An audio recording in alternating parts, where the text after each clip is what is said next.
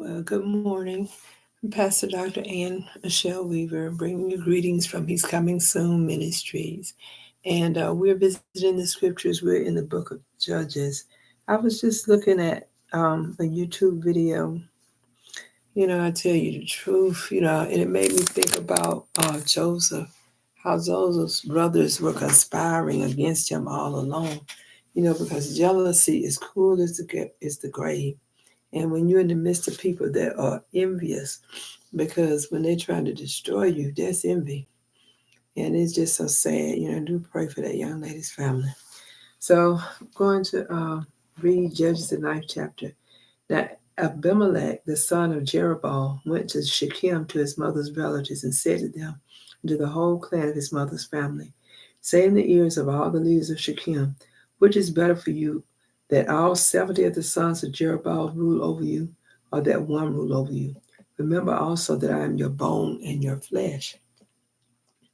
And his mother's relatives spoke all these words on his behalf in the ears of all the leaders of Shechem.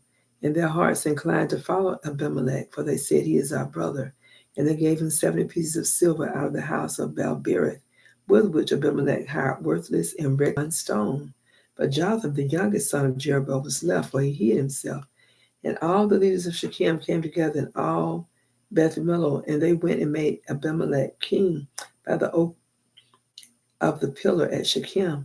When it was told to Jotham, he went and stood on top of Mount Gerizim and cried aloud and said to them, listen to me, you leaders of Shechem, that God may listen to you. The trees once went out to anoint a king over them, and they said to the olive tree, reign over us. But the olive tree said to them, shall I leave my abundance by which gods and men are honored, and go hold sway over the trees? And the trees said to the fig tree, you come and reign over us. But the fig tree said to them, shall I leave my sweetness and my good fruit, and go hold sway over the trees? And the trees said to the vine, you come and reign over us. But the vine said to them, shall I leave my wine that cheers God and men, and go hold away, sway over the trees? Then all the trees said to the bramble, you come and reign over us. And the bramble said to the trees, if in good faith you are anointing me king over you, then come and take refuge in my shade. But if not, let fire come out of the bramble and devour the cedars of Lebanon.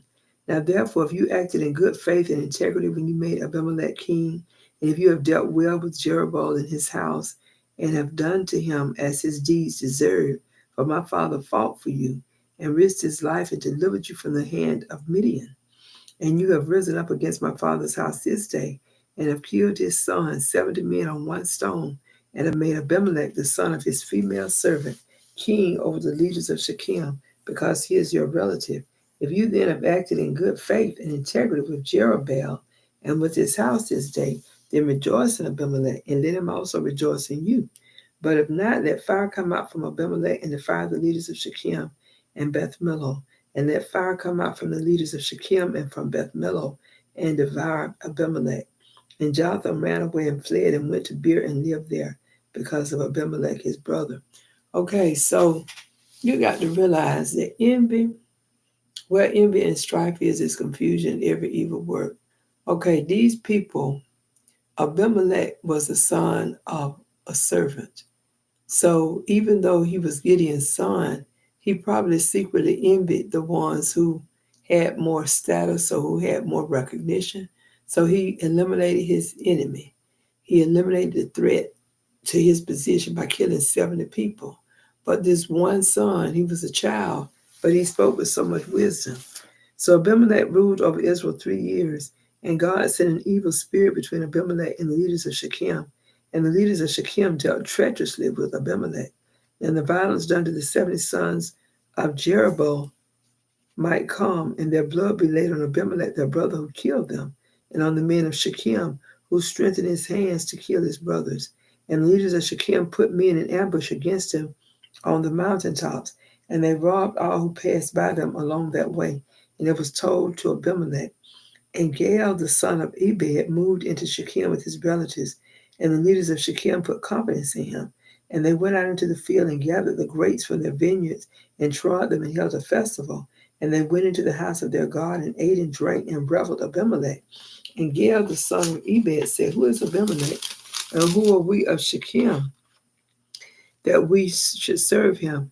Is he not the son of Jerubbaal, and is not Zebul his officer? Serve the men of Hamor the father of Shechem. But why should we serve him? Would that his people were under my hand.